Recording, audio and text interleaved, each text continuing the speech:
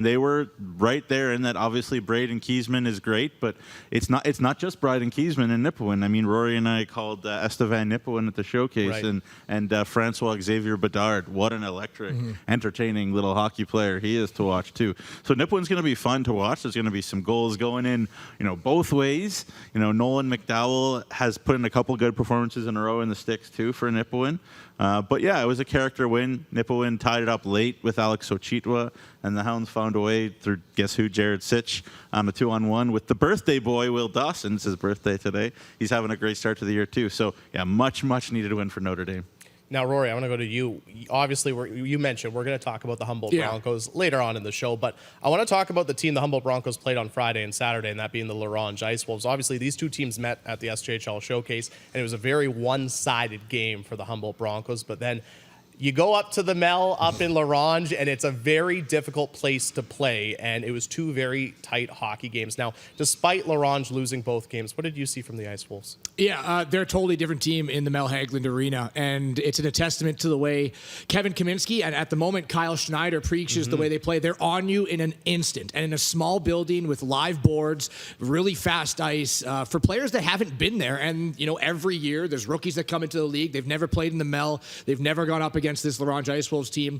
It's difficult. Your defensemen have to have heads on a swivel. If the puck goes in deep and you can prevent it from bouncing off the back wall, you have to make that quick pass to the forwards immediately because they're right on you in an instant. And Larange, I thought they got outshot in both, but if they would have picked up a victory or two over the Humboldt Broncos, wouldn't have been shocked because I still think they're a team you can't sleep on. Even if you're Battlefords, if you're Humboldt, if you're Melfort, you go into Larange, it's going to be one of the hardest places to pick up 2 points. I think all the Humboldt Broncos realize that.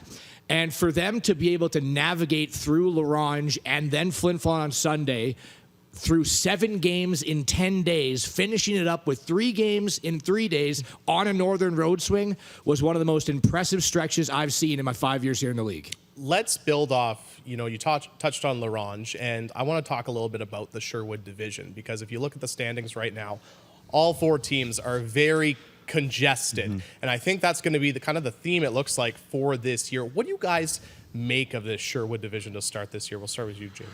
Yeah, I think it's going to be one of those, what are they called? Plinko, whatever? Ding, ding, ding, ding, ding, ding, ding, ding, ding. That's a good way of putting it. The standings, yeah. Up there. I think the health of Melfort is an issue right now. Ben Tkachuk, his injury, I'm hearing it's not serious. I'm hearing he'll be back.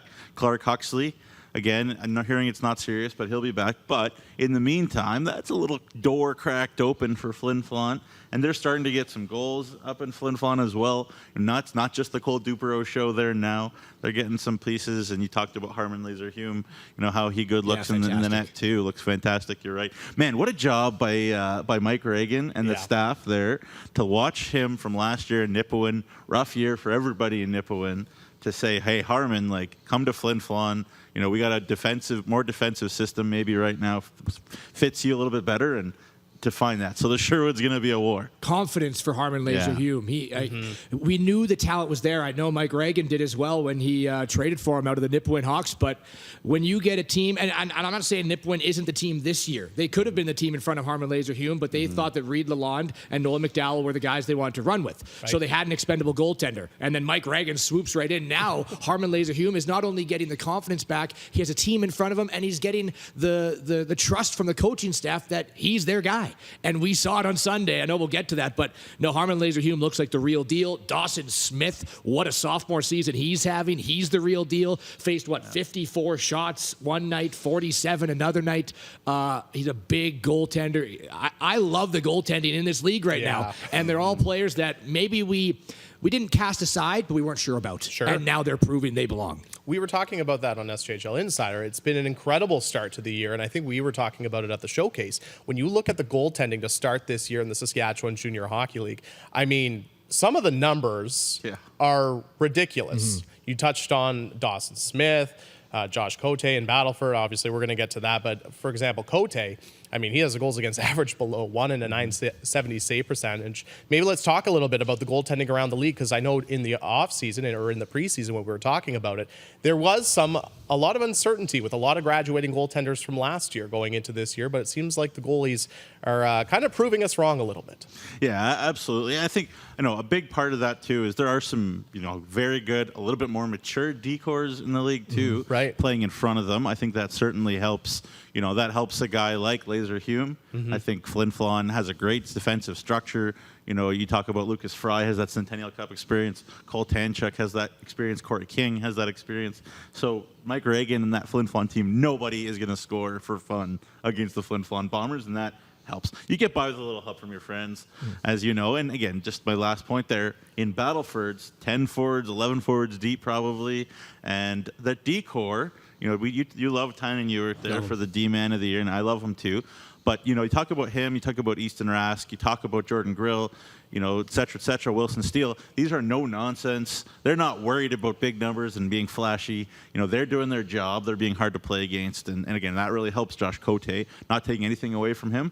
But you get by with a little help from your friends, and there are some good friends in the league too right now. I think the uncertainty, like you said, it was all the graduating goaltenders. Right. We do see it every year, but was 100%. last year, maybe the biggest turnover of star goaltenders? Cal Shell, Race Ramsey, Matt Pacenti, Cale DePape. I'm probably missing a few, but all gone. So now new guys got to come in, and they got to prove that they belong here.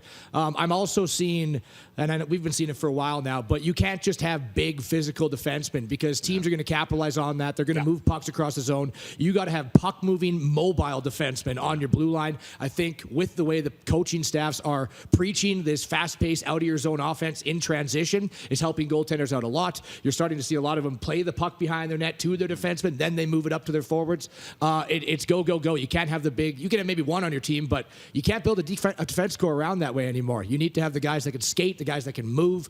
They see the gaps, they jump into them, they force turnovers, and I think all that's kind of leading towards what we're seeing now in goaltenders having really, really good save percentages, and we'll see if that trend continues. And this is leading into a perfect segue for our Tourism Saskatchewan Play of the Week, which features a returning goaltender in the Saskatchewan Junior Hockey League. Have a look.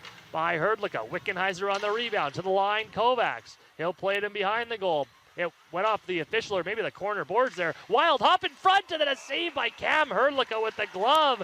Kind of a chance from nothing there, Nick. I think it hit that corner board. Yeah, it's that Zamboni gate. It's always that Zamboni gate. I don't know what it is. If the boards aren't flush exact, you'll get those bounces every time.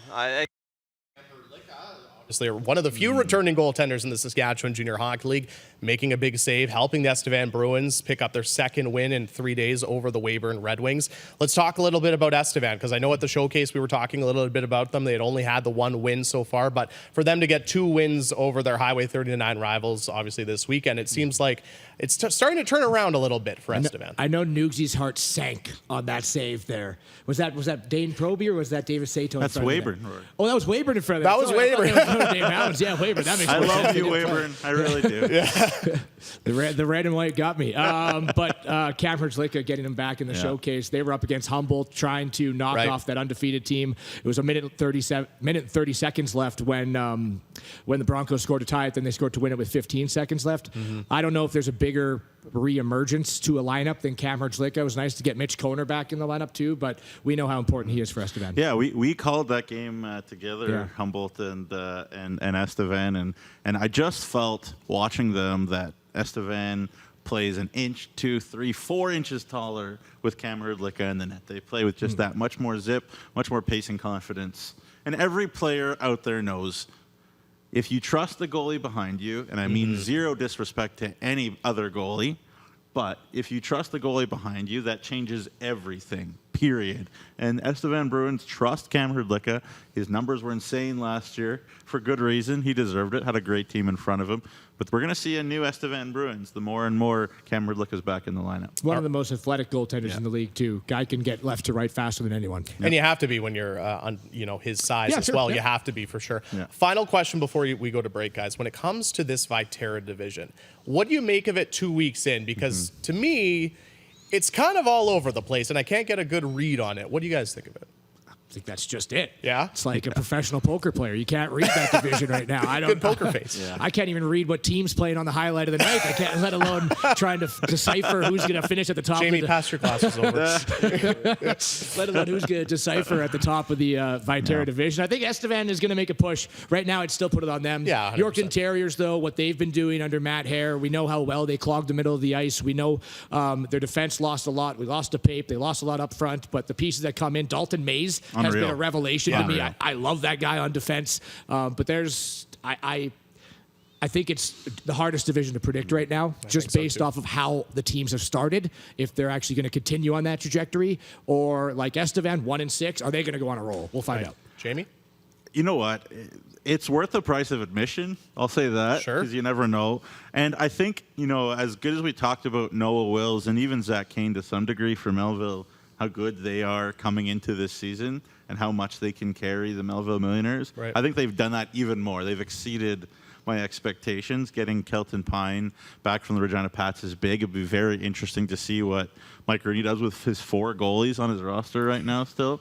With Jared Thompson, Alexis Giroux, and Clement Labelois still there as well. So it'd be interesting to see what impact having Pine does as well. But, man, Noah Wills just continues. If you can watch the Melville Millionaires play, just Noah Wills is worth the price of admission. He's unreal right now. And he's currently second in league scoring. Yeah. So, the Viterra division is definitely going to be interesting down the stretch. Or for the rest of the season. We're only 2 weeks in, but it's definitely up in the air. Well, we're going to take a break. When we come back, we are going to be joined by the head coach and GM of the Humboldt Broncos, Scott Barney, and get his thoughts on the team's impressive 8-0 start to the season. This is SJHL Weekly across all the SJHL social media platforms.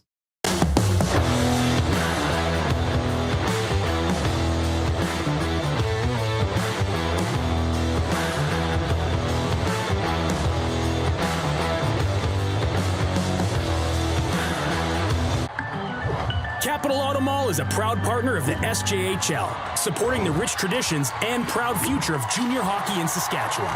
Capital Auto Mall, on the corner of Rochdale and Pasqua in Regina. Saskatchewan, you know SaskTel, because we're everywhere.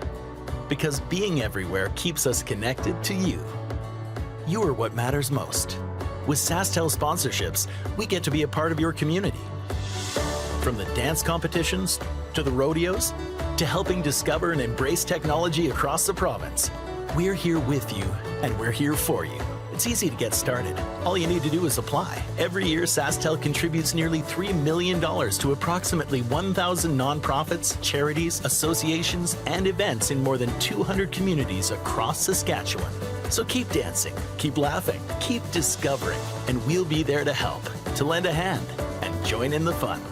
SaskTel cares. Always has, always will, because we are dedicated to our home. To apply for sponsorship, visit sastel.com/sponsorships.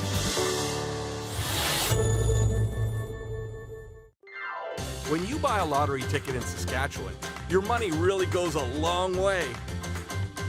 More than 12,000 sport, culture, and recreation groups receive funding from Sask Lotteries every year.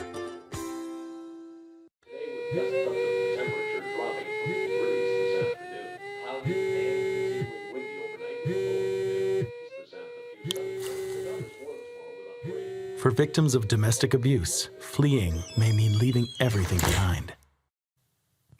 There is hope. SaskTel provides brand new cell phones so that starting over is possible. Learn more at sastel.com/freshstart. Boost your efficiency and your bottom line with Young's Equipment and Case IH tractors, including the cutting-edge Puma 150 CVX and the Maxim 145 with best-in-class efficiency. Check out the Case IH lineup today at Young's Equipment.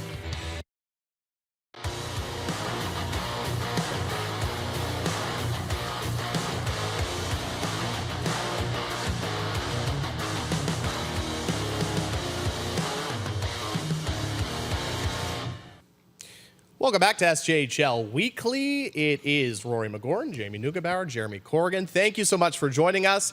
And now we get to go to the video chat where we are joined by head coach and general manager of the Humboldt Broncos, Scott Barney. Scott, thank you so much for taking some time to join us. Did you get much sleep last night after that bus ride from Flin Flon?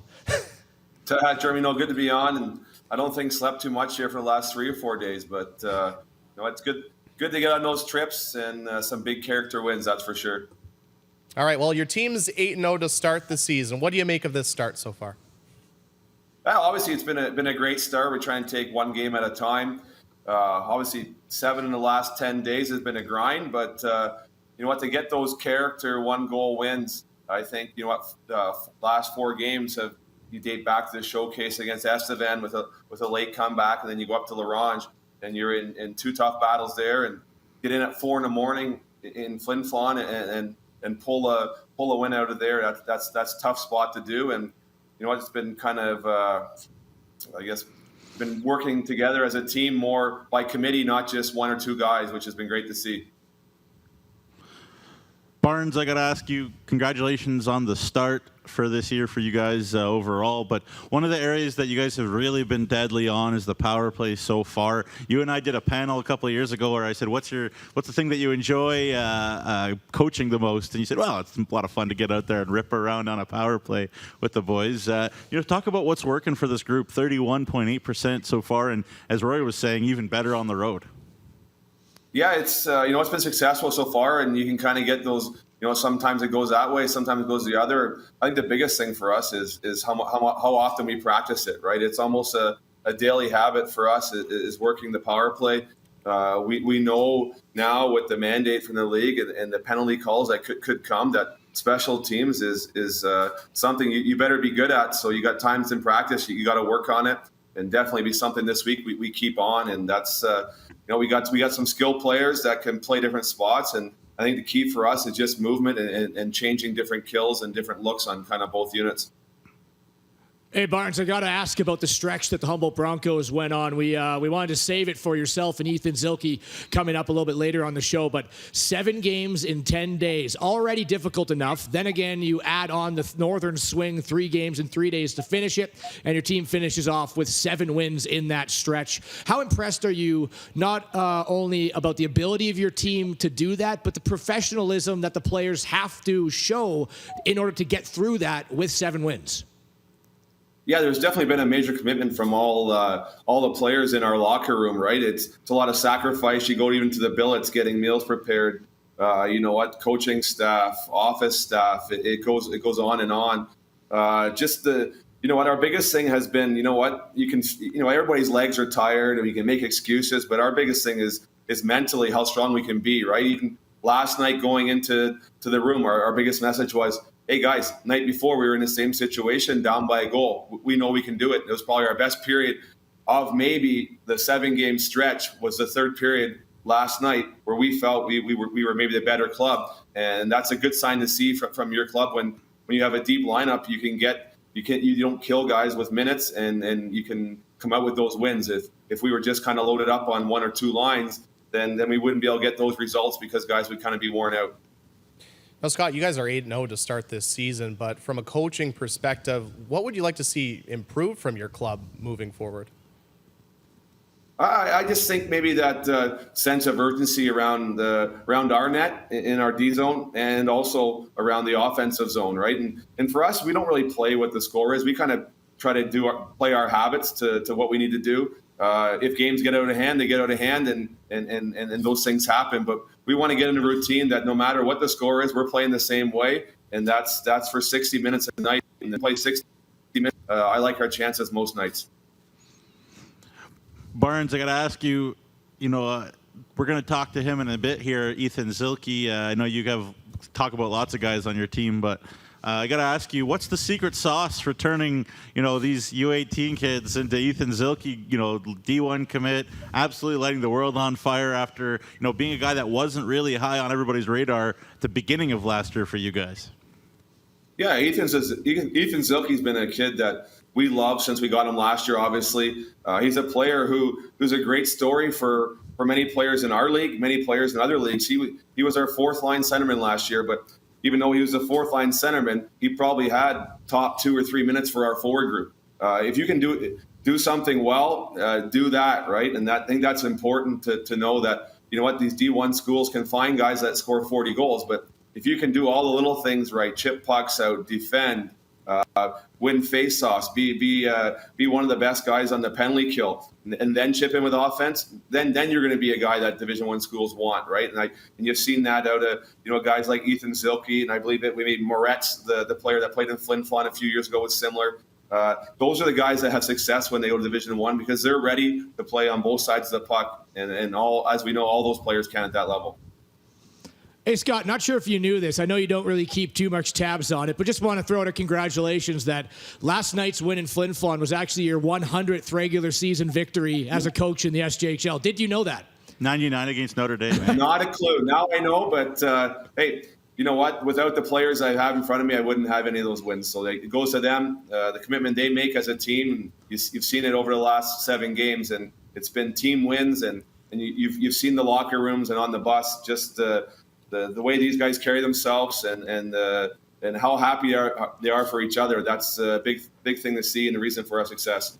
Well, I mean, it hasn't been just success for yourself and the team. It's been success for the organization. I just want to roll off some numbers here. Since you've arrived, you have 6 NCAA Division I commitments, 8 U Sports, 5 Division III, 1 BC, and 1 ACAC. It's 21 commitments over the course of your tenure, with 1 season being taken away due to COVID. So you're able to graduate about 30% of your players onto post-secondary commitments.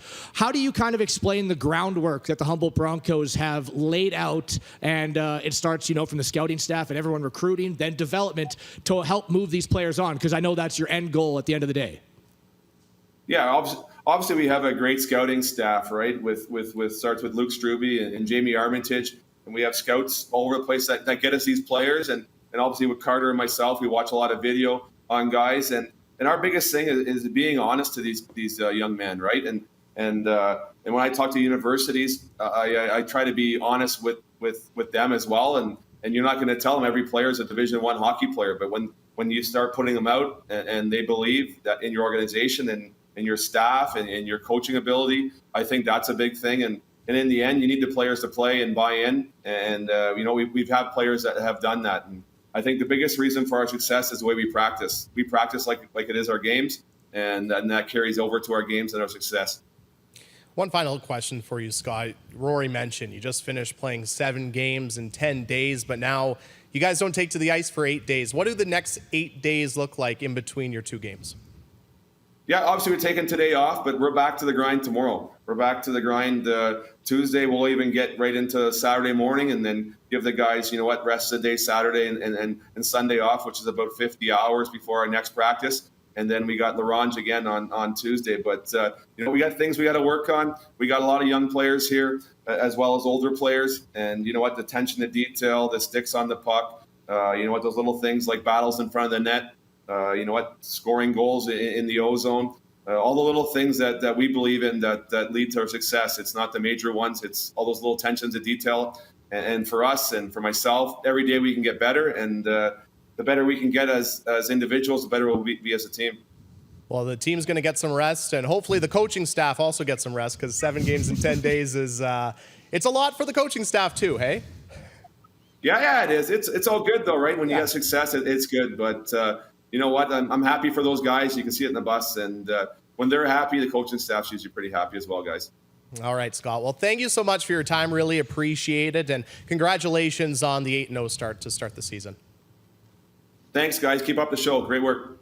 That is the head coach and general manager of the Humboldt Broncos, Scott Barney. And, of course, all of our coaches' chats are presented by the Saskatchewan Construction Safety Association. And what I really like about that interview, guys, is, and we talked about it with Matt Hare last week when we had him on SJHL Weekly, is, you know, both times we've talked to these coaches, they're undefeated, but they know that there's definitely still things to work on. And just to follow up with your final question there, I will take some rest. Yes, you should. Everybody on that bus should take some rest. 8 days before game, so I'm going to take plenty of rest. Yeah. Good. Yeah. Yeah, I just again think the Humboldt Broncos deserve just a lot of credit. I mean, Scott picked up that program, not too long after the crash, and it turned it into a real destination, not just in Saskatchewan, in all of Canada. And I think that's great for the whole league to have a lot of kids coming, BCHL, AJ everywhere. And a lot of kids are saying, hey, I want to be a Humboldt Bronco. And that's good for Humboldt. That's good for the league. And it's all because Scott and, his staff, everybody behind the scenes has done a great job out there. So, big time kudos. And I guess finally, before we go to break, one thing too that we didn't touch on with Scott, but he kind of alluded to it, is they're finding different ways to win as well. Obviously, last week they had 5 games. You find that way to win against the Estevan Bruins. You had that blowout against Larange, but then 2 overtime wins and a tight win over the weekend. That's good for a team moving forward, just finding ways to win hockey games in different ways. I think it's the epitome of a good team. You're seeing Battlefords do it. You're seeing Humboldt do it. They never count themselves out. They had both times they had to pull their goalie to come back. Both times they've scored. And they've tied it up and they've won it either in regulation or in overtime. So I think that just breeds confidence throughout a roster that doesn't matter what situation you're in. You stick to your game, you can find a way to win. Yeah, and Rory, just to continue that point, and you know this better than me, being around that team as much as you are, like from the outside and from speaking to Scott, the culture in there is, no excuses. Come in, do your job. If you aren't interested in coming in and doing your job, if you're interested in coming in and having excuses, we have somebody in the crowd who is willing to come do their job and not give excuses. So you can, my way or the highway. And that's something that Barney and I talked about a couple of years ago. And, he stuck to it. And, it pays off. Culture breeds success late in games. It turns tough situations into good ones. And that's a tough situation the Broncos were in, but you could see the culture in that room that they were able to do that. We saw it at the showcase against Estevan, and we saw it on your road trip up there. So, again, big-time kudos to a very tough hockey team. And for the Humboldt Broncos, the good news for them is not only do you get some – Rory needs the rest, just like the Humboldt Broncos do, the rest of the team, but – they're going to stay undefeated for at least 8 more days because their next game isn't until Tuesday when they play host to the Larange Ice Wolves. Well, we're going to take a break. Coming up next on SJHL Weekly, we're going to stick with the Humboldt Broncos and be joined by Ethan Zielke to chat a little bit about that hot start from a player's perspective coming right up after the break. This is SJHL Weekly across all of the SJHL social media platforms. Get red and ready with Case IH and Young's equipment. From Case IH combines to MacDon headers, Young's carries all the best in new or pre-owned harvest equipment. With field-ready, industry-leading equipment and highly dedicated service staff, we're here when you need us most.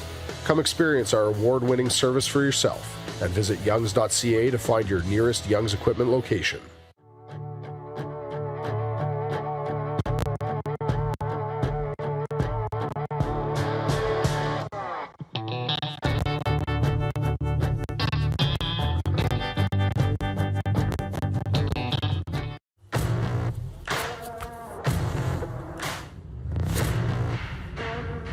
You wouldn't take the ice without protective wear. So why would you take to the job site that way? The SCSA is proud to partner with the SJHL.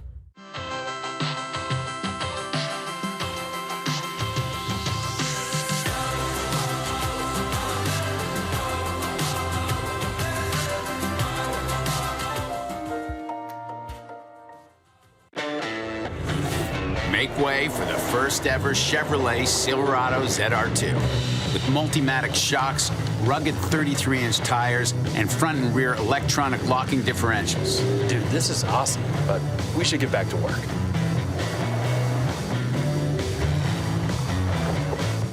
This good? Perfect. If you're gonna work remote. Find new workspaces. Find new roads. Chevrolet.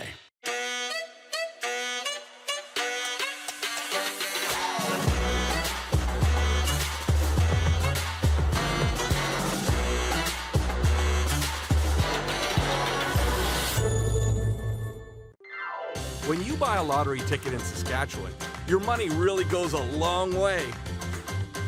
More than 12,000 sport, culture, and recreation groups receive funding from Sask Lotteries every year. Capital Auto Mall is a proud partner of the SJHL, supporting the rich traditions and proud future of junior hockey in Saskatchewan. Capital Auto Mall, on the corner of Rochdale and Pasqua in Regina.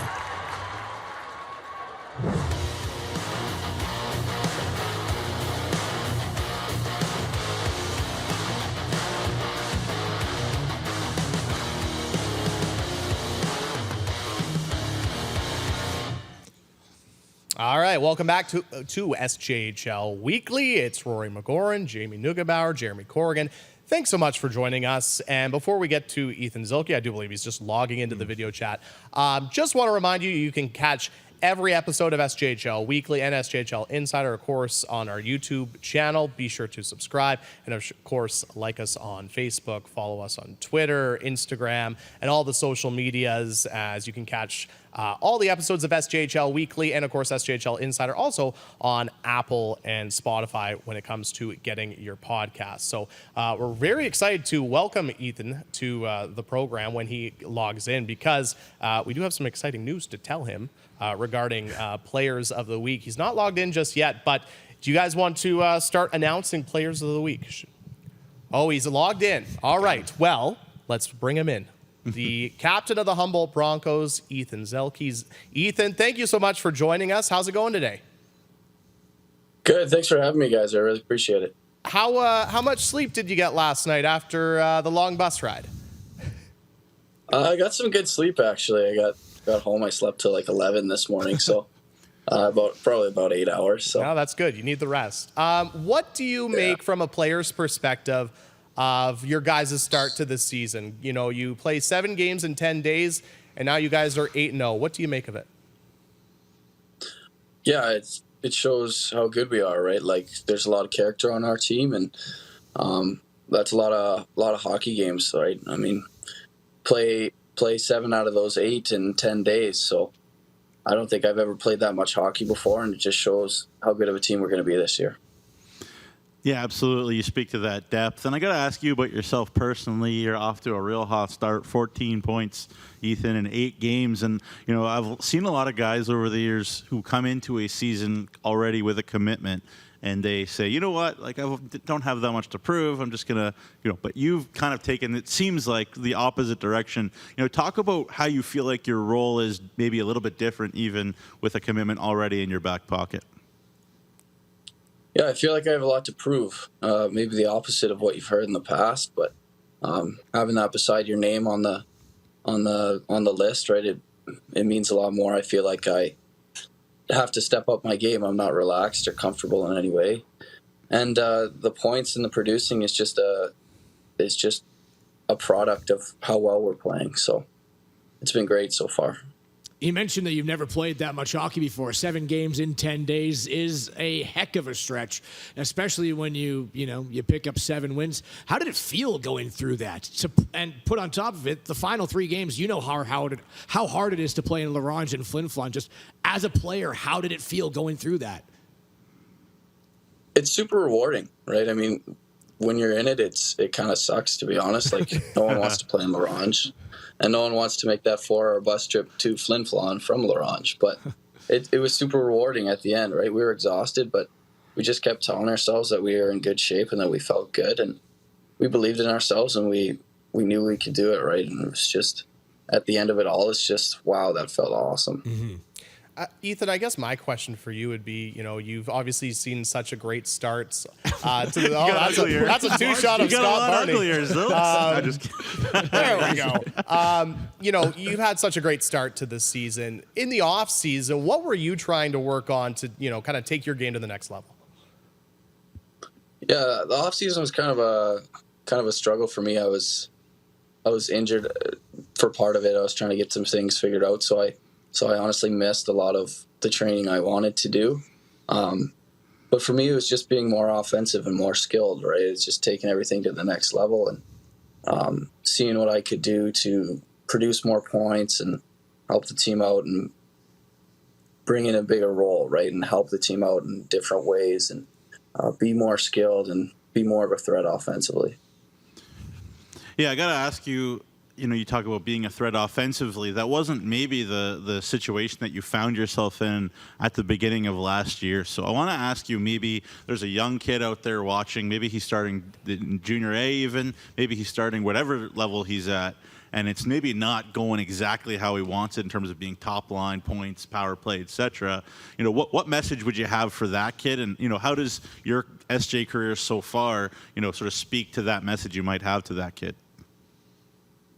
Keep working, right? It's a process, and if you stay with it, you're going to get your opportunities. And that's what I tell our younger guys. Guys are asking me, like, well, how did things go for you last year? Like, how did you get your commitment and all this stuff? And like first half of the season, if you look at the points wise, it's not anything special, right? And I just kind of stuck with it and found a way to stay in the lineup and be a guy that's needed in the lineup, right? You got to be able to be someone that the team needs, and then once you can do that, then you can start to build your confidence and show the coaching staff and show your teammates that you're valuable. And then once it comes with that, you get confidence, and then you start getting points, and then everything snowballs from there. So stick with it and be confident in yourself. You can't get down on yourself. Like it's a daily struggle. It's a daily battle, but you got to stay strong and bet on yourself every day. Do you think the way that your development curve has gone since you entered the SJHL has helped you become a better player right now? Because like Nugsy mentioned, you were a fourth-line center coming in last year, but when you look after 4 or 5 games, you were out there for defensive zone faceoffs, for penalty kill. You were responsible in your own zone, always on the right side of the puck. And now you can translate that game, and you're not finding, it was always there, but really getting the opportunity to show your offensive touch as well, while still being defensive responsibly. So do you think that development in that role really helped you to be who you are today? Yeah, it's about being a rounded player, right? So, I mean, starting as a defensive guy and being 200 foot and then being able to accelerate my game to more offensive and carrying everything through, right? If I can be offensive and still win draws and kill penalties and block shots and be good on the defensive side of the puck, then it just adds to your game, right? You're not just like a one-man show kind of thing. You're like, as the fellows would call it, a Swiss Army knife, right? So if you can do everything, then you're more valuable. Yeah, last one for me, Zilks. I know you're focused on the Humboldt Broncos, the here and now, but Lindenwood University starting its D1 journey, I guess, this past weekend against the University of Minnesota. How much did you pay attention, at all to that, and how excited are you to be part of a pretty new program, being able to, sort of write a new chapter for a new program like that? Yeah, it's super exciting to see them go against top teams, right, and compete. I follow it on Twitter a little bit and see what I can find with the highlights and the updates of the games, and it's just super encouraging to see them not backing down and playing average teams, going against a team in Minnesota that's like ranked number 2 in the nation, right? So it's good to see a culture that wants to win and wants to compete. Last question for me there, Zilks. Thanks so much for joining us. Nugsy talked about it after we spoke to Scott Barney, and even if you asked Scott Barney, he'd probably dial it back and be a little modest. But you've now been a part of the Humboldt Broncos culture for 2 years. What have you kind of immersed yourself in when, your rookie season, you're learning from Cade Olson. Cade Olson learns from Grayson Cameron. It seems to breed it down, and now you're the captain. So what does it mean to you to kind of know what this culture is, how it's been grown, and now be the leader of the team? Yeah, it's a rich foundation, right? I mean, learning from Ole last year and getting to see what he did, and he's one of my best friends now, and I talk to him all the time. But it's funny, all the things you learn from those guys, and you hear other guys come in that got traded to us, and you talk to them like, hey, what was your favorite place to play? And he's like, here. The culture here is awesome. The guys are great. And I believe we have one of the best dressing rooms in the league, or in the CJ, if that, right? So it's a huge honor for me, knowing the culture that we have. I know that there's some teams where it's a little bit different, and I'm just super proud and honestly lucky to be here, and I'm not going to take it for granted. And I guess finally, Ethan, because we have you on the show, it's perfect timing to tell you, you have been named SJHL MVP of the week with 4 goals, 7 assists this week. Initial thoughts and congratulations. It's awesome. I mean, it's just a product of us winning so much, and it's a huge honor for me. Thank you. I think scoring an overtime winner, a game-tying goal in Flin Flon, 2 game-tying assists against Estevan, that might be a product of it as well. But yes, you guys are winning.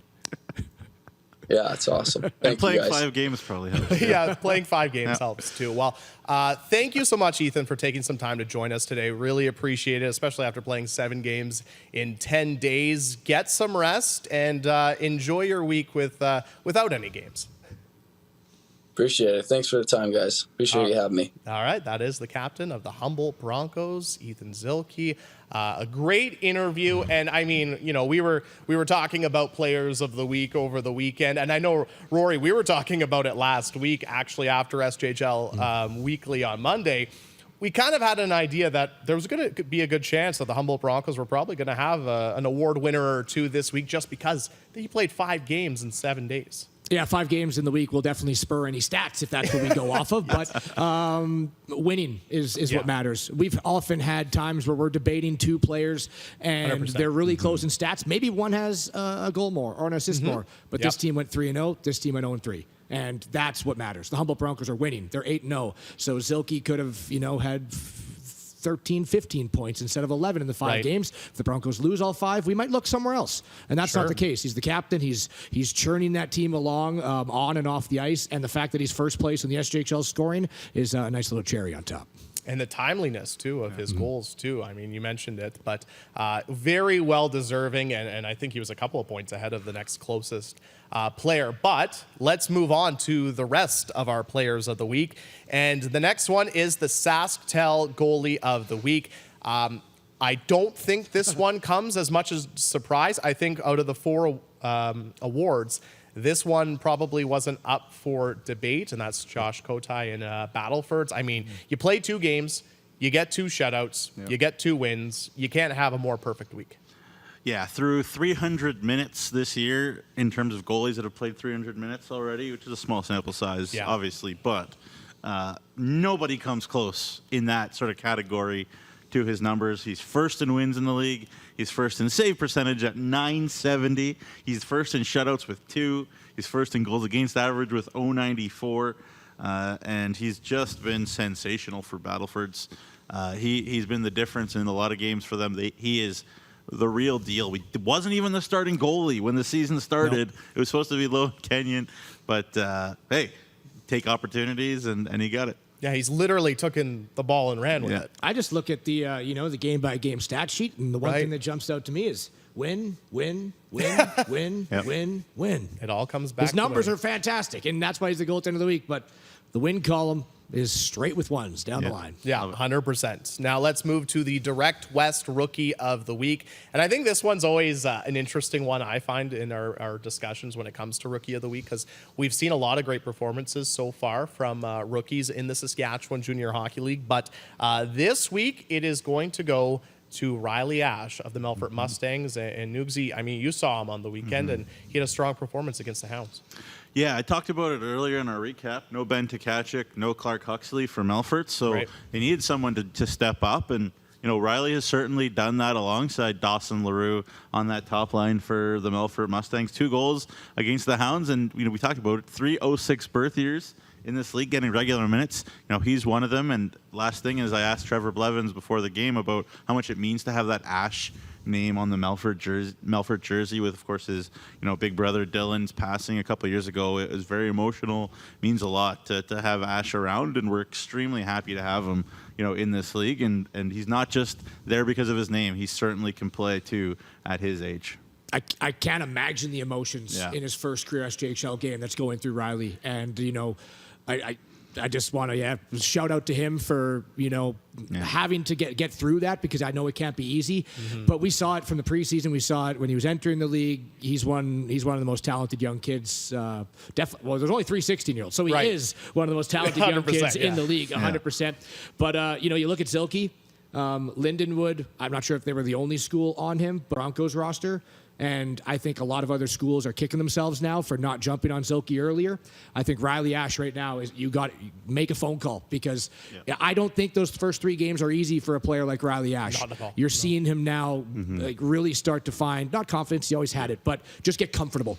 Yeah. Right? Comfortable with playing day in and day out, practice with the Mustangs. He's going to be a dynamo in this league. Yeah, beat out NCAA, or he's a third-round pick in the dub even. So it's not like he's not nobody, but you know what I mean. And after the weekend, he was tied for 6th in rookie scoring in the Saskatchewan Junior Hockey League. But before we move on to the defenseman of the week, I want to just add to that when it comes to some of these teams in the Saskatchewan Junior Hockey League being able to get contributions from your young players like a Riley Ash or 17 or 18-year-olds. That's kind of what separates really the top teams from the bottom teams in this league is getting that contribution from those young players. Well, I mean, and Kyle McIntyre, I was going to call him Zach McIntyre. great SJHL legend, Zach McIntyre. Love him with all my heart.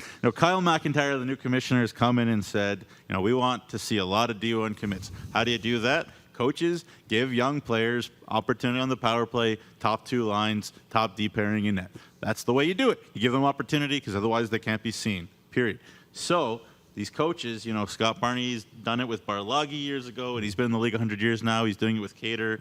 Ken Placken for top 6 minutes there for Brock Evans in Kindersley too, and the list goes on and on. I could talk about it all day, but coaches are actually following through with what the MO is. So big time kudos to the coaches around the league, including Trevor Blevins. Yeah, it's all about trust, right? Yeah. 100%, from the coaching staff. But it's also a byproduct of the way that I think the game is changing. You look in the late 2000s, even early 2000s, it's an old man's league, man, 19, 20-year-olds. That's what churns the pot here in the SJHL. We're starting now to see the development of these kids come. The ones that are getting more knowledgeable about their routes, about that, major junior isn't the only path. Yeah. If that's what you want, fantastic. That's great. 100%. But it's not the only path. Yep. You can carve an amazing career playing junior A hockey right here where you're from in Saskatchewan and get your post-secondary opportunity in NCAA and U Sports, wherever you want it to be. But the development is happening so much faster at a younger age that it's now allowing the coaches to trust these young kids. So I think there's a lot of moving parts, but it just makes our game be so much better seeing that these 16, 17, 18-year-olds are starting to be impactful players. Look at the top scoring in the league. Exactly. You get a lot of them in the league. And to add to that point, you mentioned how, maybe in the early 2000s, around 2010. Old man's league, man. It was. But now you look at, actually, I saw the stats, going into the SJHL showcase. 45% of the league is made up of 18-year-olds or younger. So the league's definitely transitioning for sure. And then as a result, you're going to need contributions from your younger and rookie players. Finally, let's go to defenseman of the week. And this was a bit of a tough one, I think, to decide because there was a lot of great performances around the league. But we ended up going with Reese Richmond from the Flin Flon Bombers and another team who's gotten off to a really good start this year. Yeah, it's going to be a weird day when there's not a Richmond on the Flin Flon Bombers. Yeah. Obviously, Ryder was a great salt-of-the-earth defenseman for the Flin Flon Bombers, too. Goal, 4 assists over 4 games. Goal and an assist in a great comeback for Flin Flon against the Nipawin Hawks. And, he's a guy, again, come in similar to Zielke, I think, to the Flin Flon Bombers, where he was kind of lower, underneath a great decor with a lot of veterans and just kept working. And the last name didn't hurt. Obviously, Mike Reagan knew exactly what a Richmond kid would bring to a Flin Flon Bomber. He'd put his whole heart and soul out there for the Flin Flon jersey. And, he continues to do that. And Rory, we've seen him continue to get better offensively as well. And that's coming through right now. Yeah, there's always been that touch, right? But when you're behind an Xavier Lapointe, like you mentioned, you don't often get the praise that you deserve. And I think this is Reese Richmond's year to get the praise that he deserved. There was a lot of worthy candidates in this week. Yeah. Hayden Tuba, had 5 points as well for the Melfort Mustangs. Yeah. Carson Cater had 4 points for the Humboldt Broncos. Again, played 5 games. But I got to see Flin Flon firsthand last night. They're one of the best teams in the league. I know they had a little bit of a slower start, but they have rattled off points in their last 5 games with a 3-1-1 record. They're the cream of the crop to me. I saw the way they play. Reese Richmond's the reason why that defense core is nasty, that they don't allow secondary opportunities. Yeah. They still play that way. Laser Hume's been fantastic in net. And then when you get Mercier, when you get all them up front, I think, But Richmond, one of the heart and soul on that blue line, and he deserves it. And he had 31 points last year, and right now he's on pace. He got all of his points this week, did he not? All 5? I do believe so, all 5 this week. And one of the things I talked to Mike Reagan about in the preseason or the offseason, one of those 2 times was, these guys who played in the Centennial Cup and in the finals had all those extra games of experience and development. Even like Cole Tanchuk, who's only in 04 still, we forget, but he had way more games of critical experience than maybe another 04 on another team. So, that's another thing for Reese Richmond too, the confidence to say, there's a Dauphin King over there, there's an Ottawa Junior Senator over there. Those guys are the cream of the crop in junior A hockey in Canada, and I'm competing with them. That's going to be huge for a kid's confidence, and I think that's the key word right there, right? Confidence coming to this league. No more Xavier Lapointe, as you said. No more Cole Vardy for Flin Flon. The list goes on. Who's going to step into that gap and take it? And it's another Richmond kid on Flin Flon. He's going to block a shot with his face for you, too. 100%. He'll put his body on the line. But again, it's another mobile, puck-moving, offensive-minded. He don't worry. He doesn't shy away in his defensive zone. Nope. He's physical. He's mean. He skates, and he moves the puck. And, one to watch for sure in the SJHL. All right, so that's for your SGEU MVP of the week, Ethan Zielke. SaskTel goalie of the week, Josh Kotai out of Battleford's. Direct West rookie of the week, Riley Ash of the Melfort Mustangs. And defenseman of the week, Reese Richmond of the Flin Flon Bombers. You can read more on the players of the week on sjhl.ca momentarily after SJHL Weekly. However, before we wrap up the show, we have to preview the next 2 days in the Saskatchewan Junior Hockey League because we're right back on the ice tomorrow with 3 games on the schedule. Tuesday night, the Melfort Mustangs visit the Melville Millionaires. The Battleford's North Stars, they look to join the Humboldt Broncos at 8-0 as they visit the Laurent Ice Wolves. We talked about how difficult it is to play at the Mel. And the Estevan Bruins head to Wilcox to take on the Notre Dame Hounds. Guys, thoughts on these matchups?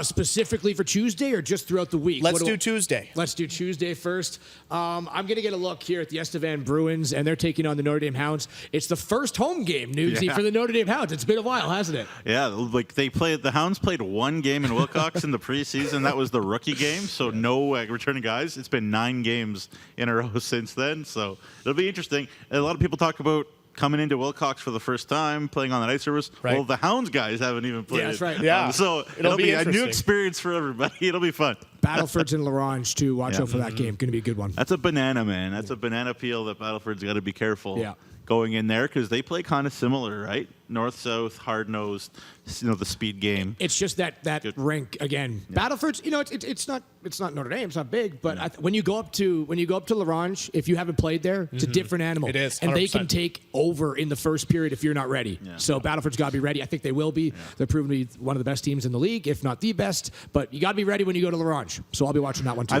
I've seen some of the weirdest bounces of pucks in my whole career in Larange. Mm-hmm.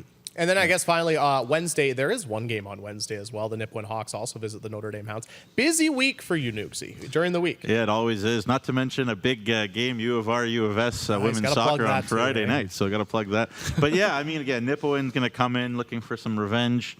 I think this Notre Dame team, again, they're young. They're going through a lot of ups and downs. There's no excuses. Everybody is in the same boat with the difficult start to the year. But either the Notre Dame Hounds figure it out or they don't. Again, a lot of young guys learning what the junior hockey game is about. It's very different. Don't care what success you had individually or as a team at the U18 level or the junior B level. The SJHL and junior A hockey is a different animal, and you better be ready from the drop of the puck, or you're going to lose the hockey game. And that's what the Hounds junior A are learning, right now. And, it's got to start for them tomorrow if they're going to turn this around, because at the way that they played in Melfort, they're not going to beat anybody if they play like that. Again, back-to-back, but we saw what the Humboldt Broncos did, won 7 and 10, 1,000 games in a row. It can be done, but they're going to learn, and they're going to have to learn it quick on home ice right now. And I guess finally, the only other thing I wanted to bring up, too, is because there was a couple of teams we didn't talk about this week, and that's just because they didn't play any games this weekend, and that's Kindersley and Yorkton. And, of course, their last game was against each other. Of course, Yorkton suffering their first loss. They're going to finally return to the ice with a home against the Melville Millionaires, and then the Kindersley Clippers are back this weekend. What are you guys kind of seeing from those teams so far this year? I think for Kindersley, it was a nice time to get a little step back. They picked up their first win of the season, and now they can look about, okay, what did we do in these games that we were close, but we didn't have that final push to get us there? And what did we do in this game that got us our first victory? So I think it was a great time for them. Yorkton, I think it was the other way around, wasn't it? They went undefeated, and they lost their last game. Exactly. So exact same, or mirror images, let's call it. But that break, I think, happened really nicely for both of them.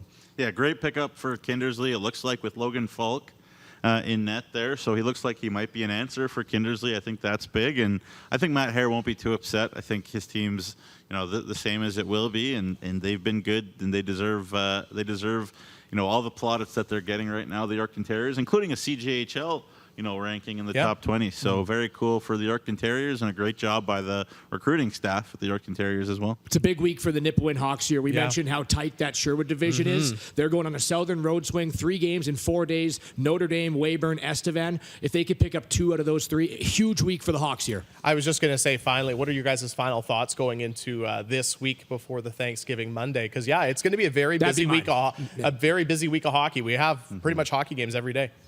Yeah, hey, that's what we sign up for. When it's the off season, we miss it, so it's a lot of fun. People say, "Oh, you must be tired," and I always say, we're not here digging ditches. We're watching hockey. It's a lot of fun. 100%. I love it. Can't wait to see it, and I'm very excited to finally call a game this year in Wilcox with the new Pixel Lock cameras that everybody's telling me about, and they're telling me about that it's all beautiful and nice and good, and I've seen it on other teams. Very interested to see what it'll look like in Wilcox. Well, happy Thanksgiving to both of you, and happy and safe Thanksgiving to everyone out there as well. Yeah, and we should mention, because obviously the Thanksgiving Monday, our next edition of SJHL Weekly will actually be following on Tuesday, which is Tuesday at 1 o'clock, which you can catch on all the SJHL social media platforms. But before we go, we have to give a big thanks to all of our sponsors: Chevrolet, SaskTel, Saskatchewan Construction Safety Association, Viterra, Direct West, RBC Tourism Saskatchewan. Thank you for all of your support and allowing the 3 of us to be able to do SJHL Weekly each and every week, because we have a lot of fun, we have a lot of great guests, and we obviously get to talk about hockey, so you definitely can't complain about that.